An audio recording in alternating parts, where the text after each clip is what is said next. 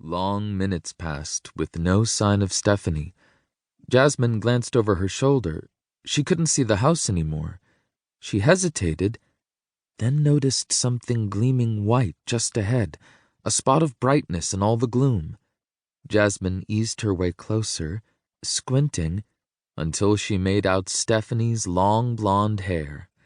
Got you, she thought triumphantly. Stephanie didn't move, even though she had to have heard Jasmine coming. Jasmine paused a few feet away, unease prickling up and down her back.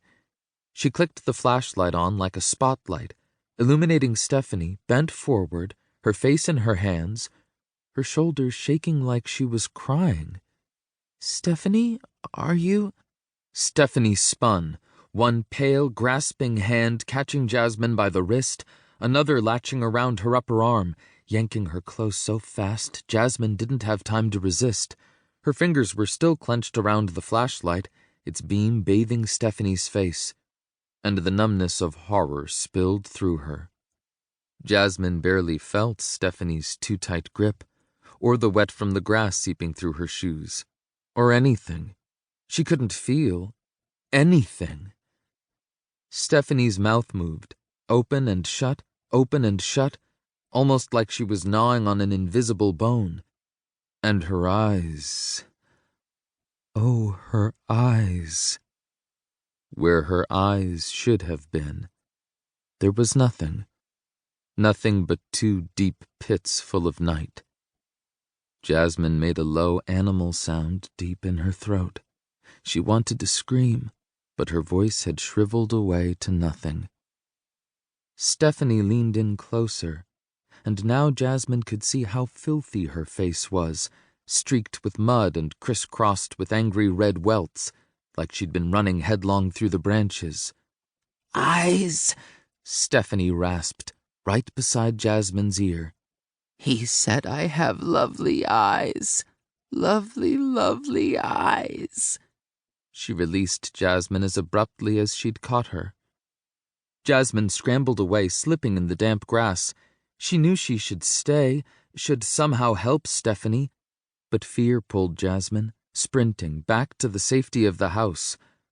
The front door stood wide open, but Jasmine barely noticed as she raced through it, running down the hall and into the dining room. And then she stopped. Her brother cowered under the table, his knees drawn to his chest.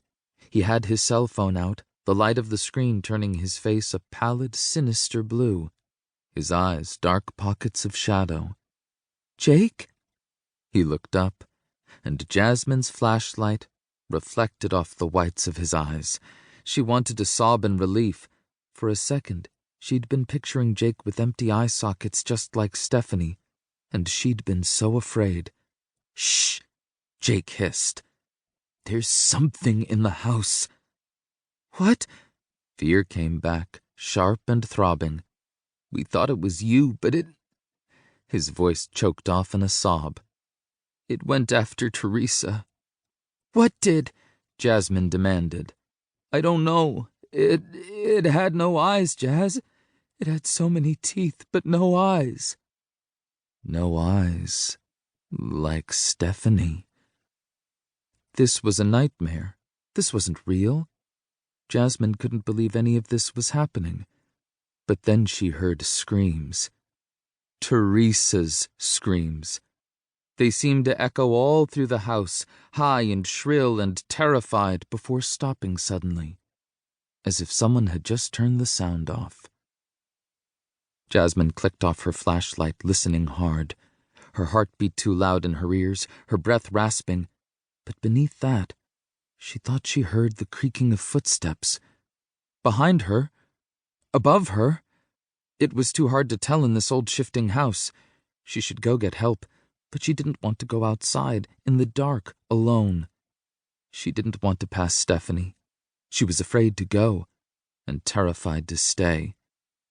"I'm trying to call Mom, but it's not going through." Jake's whisper was too loud. Jasmine felt like he was shouting. And his phone screen was so bright. For some reason, this was the only room in the house that got cell reception, but it wasn't always reliable even in here.